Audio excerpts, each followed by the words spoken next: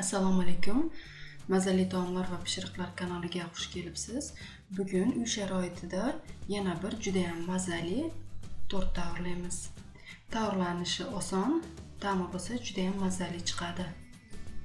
Birinchi bo'lib 6 ta tuxumni oqini sarig'idan ajratib olamiz.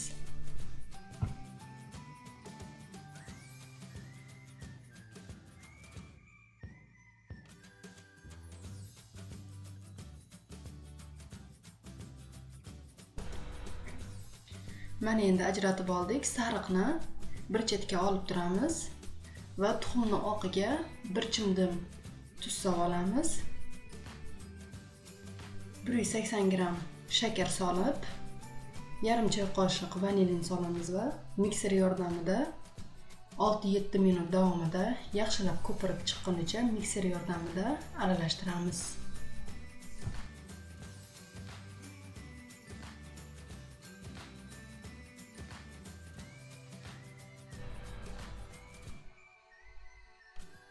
Yaxshilab ko'pirtirib aralashtirib oldik. Endi bir chetga olib turamiz. Boshida olib qo'ygan tuxumimizni 6 ta sarig'ini idishimizga solamiz va 3 osh qoshiq asal solamiz. 1 osh qoshiq 9% li uksusga 1 choy qoshiqdan sal ozroq soda solib aralashtirib olamiz va tuxumimizni sarig'iga solib mikser yordamida 3-4 minut davomida ko'pirib chiqqunicha mikser yordamida aralashtiramiz.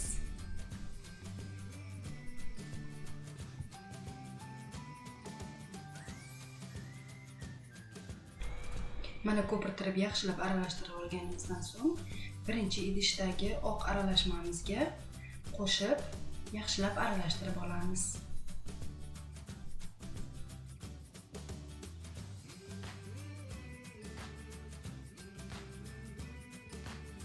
Va 150 gram oldindan pichoq yordamida maydalab qo'yilgan yong'og'imizni solamiz. Yong'oq solish xohishga ko'ra yong'oqning o'rniga yer yong'oqdan foydalansanglar ham bo'ladi. Buni ham mana yaxshilab aralashtirib oldik.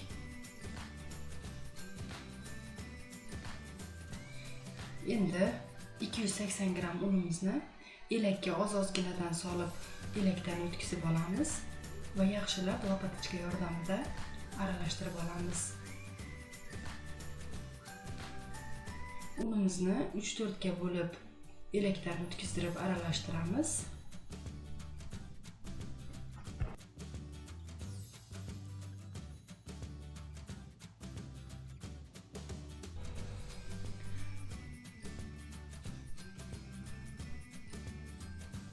Mana xamirimizni tayyorlab oldik.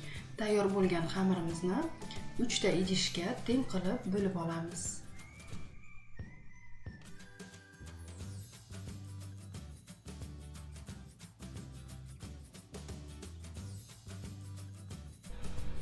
Mana xamirni tayyorlab oldik. Endi qolipimizga pergament qog'ozini solib tayyorlab olamiz. Qolipimning razmeri 33 cm ga 26 cm. Xamirimizni pergament qog'ozining ustiga qo'yib yaxshilab tekis qilib tekizlab olamiz. Duxovkani oldindan yoqib qo'yamiz. Qizigan duxovkada 180 gradusda 10 minut 15 minut davomida pishirib olamiz. Mana biskvitimizni pishirib oldik. Endi pishgan biskvitimizni sovutib olamiz. Biskvitimiz soviguncha krem tayyorlab olamiz. Idishimizga 250 gram xona haroratida turgan yumshoq sariyog' solamiz va sariyog'imizni oqarib chiqqunicha mikser yordamida 5-6 minut davomida yaxshilab aralashtirib olamiz. Mana sariyog'imiz oppoq bo'lib oqarib ko'pirib chiqdi. Endi 500 gram varyonniy sug'ishonniy moloko solib, buni ham mikser yordamida yaxshilab aralashtirib olamiz.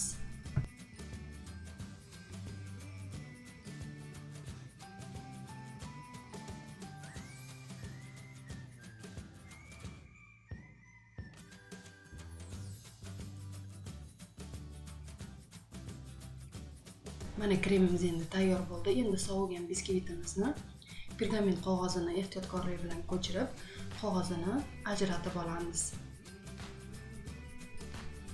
Endi tortimizni yig'ishni boshlasak ham bo'ladi. Idishimizga birinchi biskvitimizni qo'yib, ustiga krem solib, yaxshilab tekizlab olamiz. Ustiga ikkinchi biskvitimizni qo'yib, buni ham ustiga krem solib tekizlab, shu tarzda tortimizni yig'ib olamiz.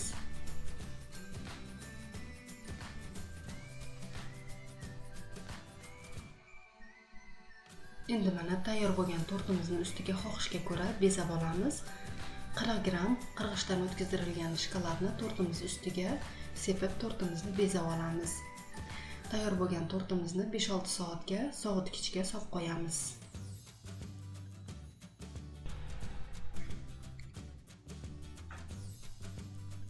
Mana tortimiz 5-6 soat davomida xolodilnikda turdi. Endi tortimizni olib, chetlarini ehtiyotkorlik bilan kesib tekizlab olamiz va tortimizni kesib dasturxonga tortsak ham bo'ladi. Ta'mi juda ham mazali bo'ladi, yumshoqqina bo'ladi. Video sizlarga yoqdi degan umiddaman. Sizlar ham albatta tayyorlab ko'ringlar. Fikr mulohazalaringizni kutib qolaman. Kelgusi videolarimgacha ko'rishguncha